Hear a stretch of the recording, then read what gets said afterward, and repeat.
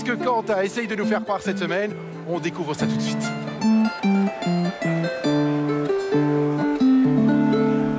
Jacques, on a toujours une bonne occasion d'ouvrir des bulles quand on va au resto, mais aller au resto dans une bulle, ça c'est pas commun.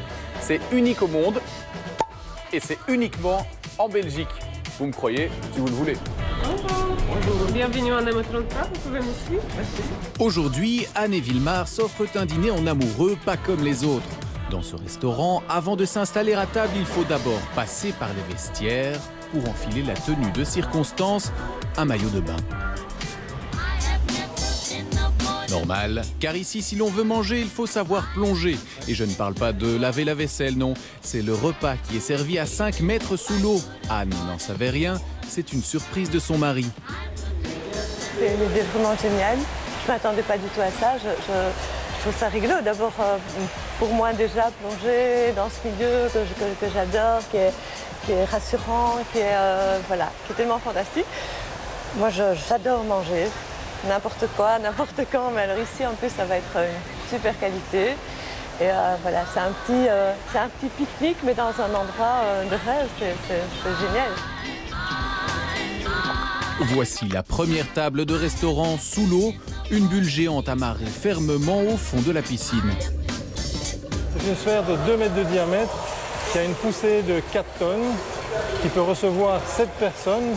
Mais nous limitons pour le moment à 2 pour des couples pour manger ensemble, donc un petit repas en amoureux. Il y a un renouvellement automatique en air qui donne de l'air en continu. Donc vous êtes dans de l'air sec et de l'air renouvelé. Anne et Villemar ont fini de s'équiper. Ils s'apprêtent à descendre vers les profondeurs du bassin. Tous les deux possèdent leur brevet de plongée, mais dans le cas contraire, un moniteur peut accompagner les clients jusqu'à la fameuse bulle. Il faut dire que pour y accéder, mieux vaut être à l'aise sous l'eau car il s'agit d'enlever palme, masque et bonbonne d'oxygène sous la sphère avant d'y entrer. Villemar, lui, est plutôt à l'aise, comme un poisson dans l'eau. La transition se fait tout en douceur. Il ne reste plus qu'à s'installer et à attendre le repas.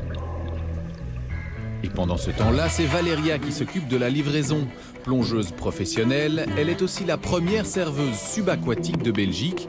Un métier où il faut savoir mouiller son maillot, car la valise qui contient le dîner est lestée de 5 kg de plomb pour couler plus facilement. C'est une caisson étanche, donc l'eau ne rentre pas dedans. Et donc la nourriture reste toujours sec et dans un bon état. Le tout est en fait une question d'équilibre sous l'eau. Il faut tenir la valise bien droite, car au moindre mouvement brutal, le homard pourrait côtoyer la mousse au chocolat d'un peu trop près, ce qui pourrait ne pas être au goût de tout le monde. Mission accomplie pour Valéria, cela mérite bien un petit verre de champagne.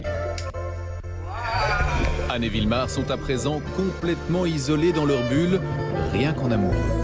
C'est très gai, on a l'impression de voler un petit moment, rien qu'à deux, d'être un peu isolé et c'est vraiment génial.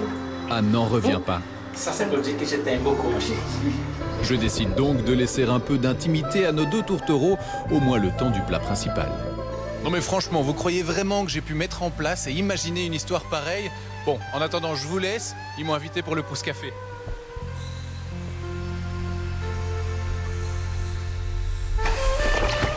Alors, quand quelque chose raconter la vérité, est-ce que de la faut pourrait savoir, juste aller sur la page Facebook de l'émission École.